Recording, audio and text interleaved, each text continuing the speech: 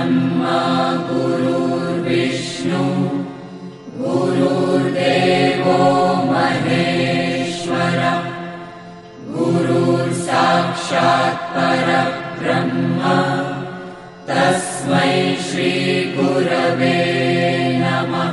गुरुर्ब्रह्मा गुरुर्विष्णु गुरुर्देवो महेश्वर गुरुर्साक्षात् परब्रह्म तस्मै श्री गुरवे नमः। गुरुर्ब्रह्मा गुरुर्विष्णु गुरुर्देवो महेश्वर गुरुर्साक्षात् परब्रह्म तस्मै श्री गुरवे नमः।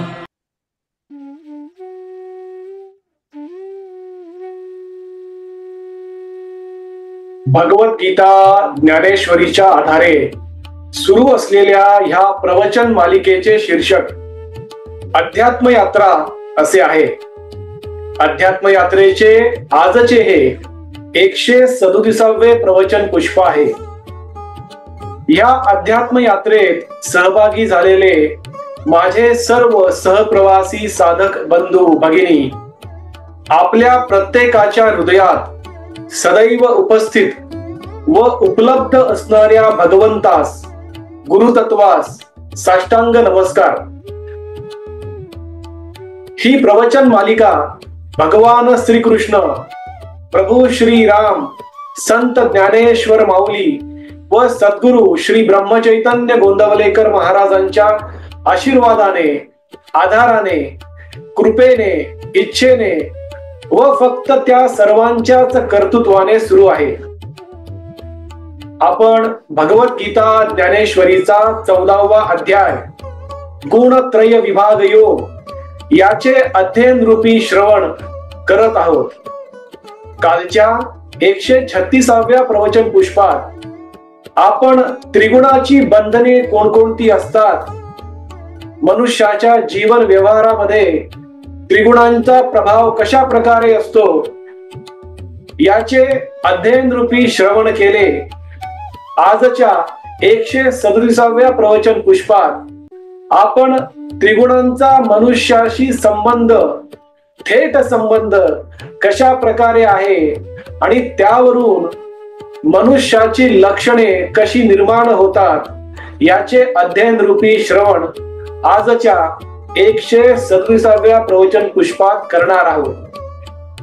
दररोज प्रमाणे आजच्या प्रवचन पुष्पाच्या शेवटी भगवान श्रीकृष्ण व संत ज्ञानेश्वर माऊली आजच्या अर्जुनाला आजच्या सामान्य माणसाला कोणता संदेश कोणता विवेक विचार समोर ठेवणार आहेत हे देखील आपण ह्या प्रवचन पुष्पाच्या शेवटी समजून घेणार आहोत।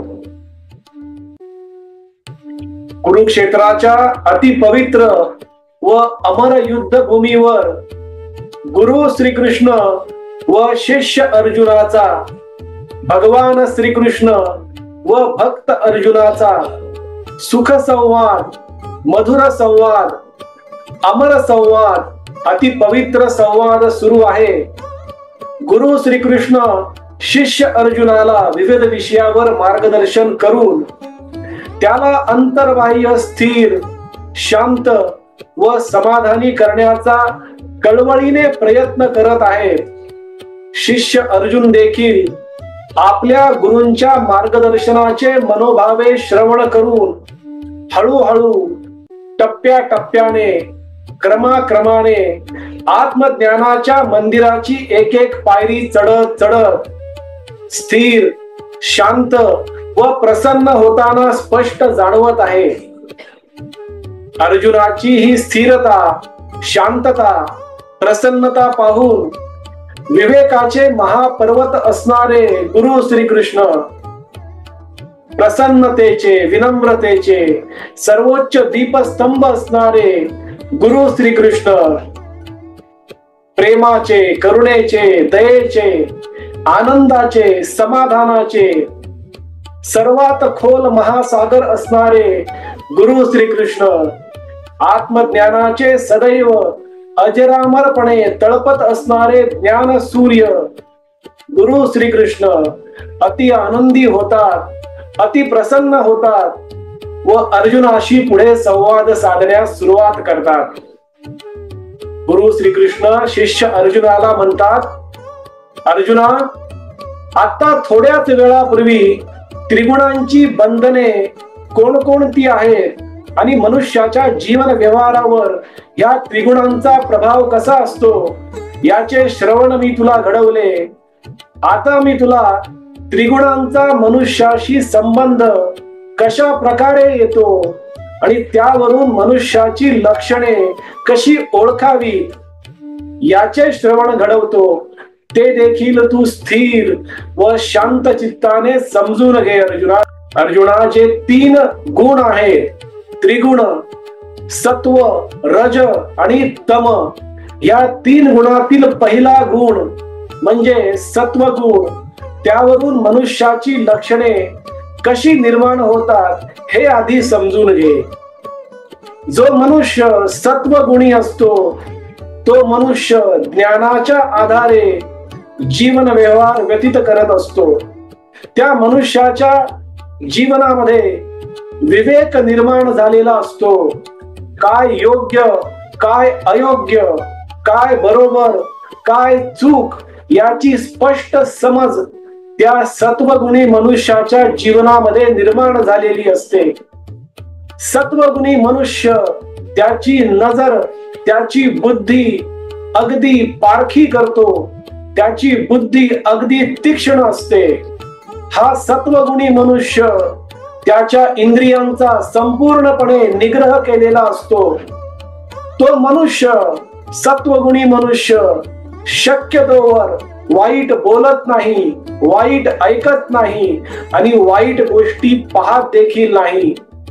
हा सत्वगुणी मनुष्य इंद्रियांच्या विषयापासून स्वतःला दूर ठेवतो. इंद्रियांच्या विषयांचा उपभोग तो फक्त शारीरिक गरजा पुरवण्या इतकंच त्याला महत्व देतो. त्या पलीकडे इंद्रियांच्या विषयांना हा सत्वगुणी मनुष्य महत्व देत नाही. सत्वगुणी मनुष्याचा जीवनाबद्दल अगदी सकारात्मक दृष्टिकोन असतो. जगाकडे पाहण्याचा त्याची नजर पारखी असल्यामुळे तो सकारात्मक पद्धतीने त्याचे जीवन जगत असतो. दुःखाचा लवलेश देखील त्याच्या जीवनामध्ये नसतो, कारण त्याच्या बुद्धीचा सतत विकास तो क्षणोक्षणी दिवसेंदिवस करत असतो. हा सत्वगुणी मनुष्य सदैव भगवंताच्या म्हणजेच माझ्या भक्तीमध्ये रममाण झालेला असतो. तो मला समर्पित झालेला असतो. त्याच्या जीवनाचा क्षण क्षण आणि त्याच्या शरीरातील कण कण तो माझ्याशी समर्पित झालेला असतो. तो स्वतःचे कल्याण करत करत इतरांच्या कशा उपयोगी पडू शकतो याचेही भान ठेवतो. परोपकारावर त्याचा दृढ विश्वास झालेला असतो. असा सत्वगुणी मनुष्य जर त्याचा मृत्यू झाला तर तो परत सत्वगुणी कुळातच जन्म घेतो.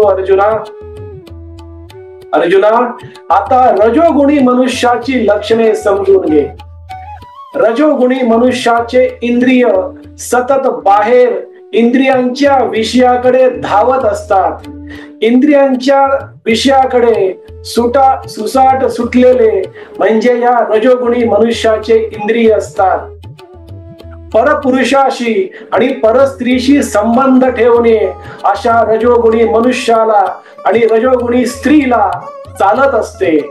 नाईलाजास्तव दिखाव्यासाठी हा रजोगुणी मनुष्य आणि स्त्री काही विषय भोगत असतात, पण इतर सर्व इंद्रियांचे विषय ते चोरून चोरून भोगत असतात. हे रजोगुणी मनुष्य आणि स्त्री सतत खटाटोप करण्याचा प्रयत्न करत असतात. कर्म करण्यासाठी सकाळी उठल्यापासून ते रात्री झोपेपर्यंत आणि अगदी स्वप्नात देखील अशा रजोगुणी मनुष्याला आणि स्त्रीला कर्म करायचेच असते. अचाट कर्म हाती घेणे, ऐनवेळी धावाधाव करणे, इकडे तिकडे पळत सुटणे, हे या रजोगुणी मनुष्याचे आणि स्त्रीचे लक्षण आहे. रजोगुणी मनुष्य आणि स्त्री त्याचे मन अगदी चंचल असते. सतत त्यांच्या मनामध्ये काही ना काहीतरी अभिलाषा आणि स्वार्थ जन्म घेत असतो. असे रजोगुणी मनुष्य यांना जर मृत्यू आला तर मृत्यू नंतर हे कर्मठक कुळामध्ये जन्म घेतात. अर्जुना आता तिसऱ्या गुणाबद्दल तमोगुणी मनुष्याची लक्षणे समजून घे. तमोगुणी मनुष्य आणि स्त्री त्यांचे जीवन विवेकहीन पद्धतीने जगतात. विवेक कशासोबत खायचा असतो हे या तमोगुणी मनुष्याला आणि स्त्रीला काहीच माहित नसते. त्यांच्यामध्ये कुठल्याही प्रकारची प्रतिभा जन्मापासून तर नसतेच, पण चांगल्या प्रतिभा निर्माण कराव्यात आणि ते चांगल्या विवेकाच्या आधारे निर्माण कराव्यात हे देखील त्यांना माहित नसते. स्वतःचा स्वार्थ साधण्यासाठी हे तमोगुणी मनुष्य आणि स्त्री कुठल्याही टोकाला जाऊ शकतात. असे हे प्रतिभा शून्य असणारे तमोगुणी मनुष्य आणि स्त्री असते. यांच्या जीवनामध्ये कुठल्याही प्रकारचा सकारात्मक उत्साह नसतो. उत्साह शून्य जीवन जगणारे हे तमोगुणी पशु समान जीवन जगत असतात. यांच्या मनामध्ये सदैव उदासी असते, अविचार असतो. यांची बुद्धी दगडासारखी कठोर झालेली असते. यांना सतत चांगल्या गोष्टींचे, सत्कर्मांचे विस्मरण होत असते. मूर्खासारखा व्यवहार करणारे हे तमोगुणी मनुष्य आणि स्त्री असते. यांचे इंद्रियावर कुठल्याही प्रकारचा नियंत्रण नसतो. अनाचारी इंद्रिये असलेले हे तमोगुणी मनुष्य आणि स्त्री असतात. पाप क्रिया करून, पाप कर्म करून त्यातून सुटण्याचा प्रयत्न करणारे म्हणजे हे तमोगुणी मनुष्य आणि स्त्री असतात. शास्त्राविरुद्ध जगणे, शास्त्राविरुद्ध वागणे, शास्त्राविरुद्ध बोलणे, शास्त्राविरुद्ध कर्म करणे यांची यांना फार आवड असते. यांचे चित्त थाऱ्यावर नसते. यांचे मन सतत सैरा वैरा इकडे तिकडे भटकत असते. असे तमोगुणी मनुष्य आणि स्त्री मृत्यूनंतर पशु, पक्षी, कीटक, मुंगी, किडा अशा प्रकारच्या खालच्या योनीमध्ये जन्म घेतात. अर्जुना त्रिगुणांचा मनुष्याच्या जीवन व्यवहाराशी थेट संबंध आहे. सत्वगुण सर्वश्रेष्ठ आहे, पण सत्वगुणाच्या पलीकडे असणारा माझा परम भक्त, माझा परम शिष्य शुद्ध सत्वगुणात स्थित झालेला असतो. अर्जुना तू देखील तुझे जीवन शुद्ध सत्वगुणाच्या आधारे आजपर्यंत जगत आलेला आहेस. कुरुक्षेत्राच्या रणांगणावर काही क्षणासाठी तुझ्या बुद्धीचे, तुझ्या भावनांनी अपहरण केल्यामुळे तू दयनीय अवस्थेमध्ये गेलास, दुःखात, शोकात बुडालास. पण तू शुद्ध सत्वगुणी मनुष्य असल्यामुळे तू त्यातून सहजपणे माझ्या मार्गदर्शनाच्या आधारे बाहेर पडताना स्पष्ट जाणवत आहेस. अर्जुना तू तुझे कर्म, तुला मिळालेले कर्म, स्वकर्म, नियत कर्म म्हणजेच युद्ध कर्म तू शुद्ध सत्वगुणाच्या आधारे कर. सर्वोत्तम प्रकारे, सर्वोत्कृष्ट प्रकारे कर. कर्म करताना कर्म फळाचा विचार देखील करू नकोस आणि कर्तेपणा देखील माझ्या चरणी अर्पण कर. अर्जुना अशा प्रकारचे मार्गदर्शन गुरु श्रीकृष्ण शिष्य अर्जुनाला, द्वापार युगातील अर्जुनाला करत आहेत. आजच्या अर्जुनाला, आजच्या सामान्य माणसाला गुरु श्रीकृष्ण व संत ज्ञानेश्वर माऊली हा संदेश, हा विवेक विचार समोर ठेवत आहेत की जो मनुष्य त्याचे जीवन शुद्ध सत्व गुणाच्या आधारे शुद्ध सत्व गुणात स्थित करून जगेल तो मनुष्य अंतर्बाह्य स्थिर, शांत, आनंदी, समाधानी, प्रसन्न, निरोगी व भौतिक सुखसोयुक्त जीवन जगेल. हाच संदेश, हाच विवेक विचार गुरु श्रीकृष्ण व संत ज्ञानेश्वर माऊली आजच्या अर्जुनाला देत आहेत. आपण भगवद्गीता ज्ञानेश्वरीचा 14वा अध्याय गुणत्रय विभाग योग याचे अध्ययन रूपी श्रवण करत आहोत. उद्याच्या 138व्या प्रवचन पुष्पात त्रिगुण व त्या त्रिगुणाच्या आधारे मनुष्याच्या जीवनामध्ये कोणती फळे निर्माण होतात याचे अध्ययन रूपी श्रवण उद्या 138व्या प्रवचन पुष्पात आपण करणार आहोत. आज परत एकदा आपण सर्वांनी वाणी सेवा करण्याची संधी व सौभाग्य दिले त्याबद्दल आपला आजन्म ऋणी व कृतज्ञ राहील. आजची झालेली वाणी सेवा भगवान श्रीकृष्ण, प्रभू श्रीराम, संत ज्ञानेश्वर माऊली व सर्व संतांच्या चरणी, सद्गुरु श्री ब्रह्मचैतन्य गोंदवलेकर महाराजांच्या पवित्र पादुकावर व आई वडिलांच्या चरण कमलावर मनोभावे अर्पण करूयात.